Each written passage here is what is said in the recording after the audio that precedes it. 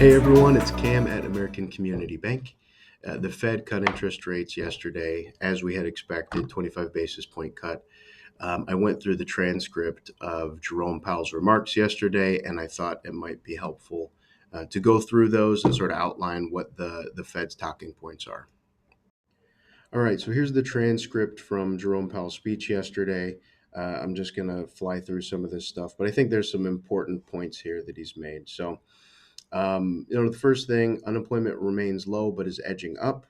Inflation has risen recently and remains somewhat elevated. So the Fed's dual mandate is to keep inflation down and keep unemployment down, both of which are not happening right now. So it's challenging to manage both of those simultaneously, with your only tool being interest rates and quantitative tightening slash easing. So they lowered their policy rate. Um, uh, Continue to reduce their security holdings. Quantitative tightening is what that's called. So Fed assets peaked at 9 trillion in 2022. They're now down to about 6.6 trillion. So they've made some decent progress through quantitative tightening, and they'll continue to do that.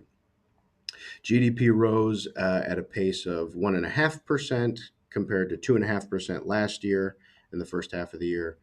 Moderation in growth largely reflects a slowdown in consumer spending. So I did a deep dive video on GDP and what goes into those numbers. So check that video out if you haven't. But yes, consumer spending is down in 2025. There's no doubt about that. Labor market unemployment rate edged up.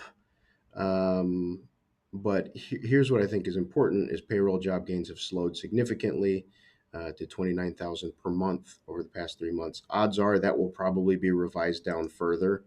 Additionally, we just had a downward revision to drop jobs growth through March of 2025 of 911,000 jobs. A couple of fun facts on that. It's the largest downward revision since 2002. Not great. Additionally, the second highest, the closest downward revision was 902,000 in 2009. If you know what happened in 2008, 2009, you know that it's not good that our revision was higher than that. Um, the slowing likely reflects a decline in the growth of the labor force, lower immigration, and lower labor force participation, which is interesting. But the challenge here is that labor demand has softened. I think we all have heard a story about how people are getting thousands of resumes for a single position, and folks that have been looking for a job for months and months and haven't been able to find one. So I think that there's some challenges in the labor market that haven't fully made it into the numbers yet. Powell notes, I think this is interesting. The Fed doesn't really know what to make of supply and demand of workers being down. But I also did a video on what's called the beverage curve, which kind of explains that relationship between supply and demand of workers, and how it impacts unemployment. So check that video out if you haven't. Um, Inflation has eased since its highs in mid 2022, but is still elevated. One thing I want to point out is they use core PCE, the Fed does. So they have the core PCE at 2.9%, but the headline PCE is actually 3.5%, and that includes food and energy. And that headline PCE is the number that you and I feel as consumers. So it's a little disingenuous, I think, to use core PCE, but their argument is that food and energy are very volatile, and it's best to exclude those to figure out what true inflation is. But this 3.5 number, that's the number that you and I feel. Disinflation for services, next year or so, their longer term expectations for inflation is that it's going to come down over the next couple of years.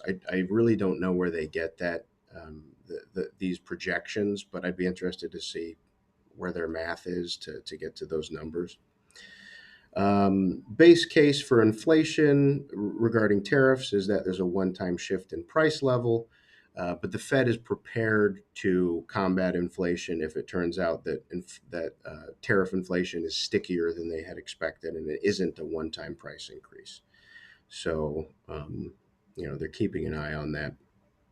He kind of reiterates risks to inflation are tilted to the upside, risks to employment are tilted to the downside, which is really challenging for the Fed.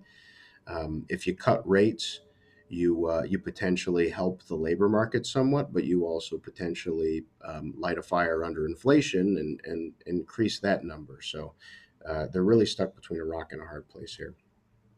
Um, and then last thing that I thought was interesting was, there's a big discrepancy in what the Fed members are projecting for cuts for this year. So one member is projecting more than 50 basis points this year, and that is the recent Trump appointee. Nine are expecting 225 basis point cuts, which seems to be kind of the baseline here. Two see one cut, but then seven see no cuts. So, I think those seven people are looking at inflation and going, we can't cut rates with inflation well above our target of 2%. So, it's interesting to see that much dissent in the different members. And, they did vote to cut rates, but it's uncertain whether they're going to continue to do so.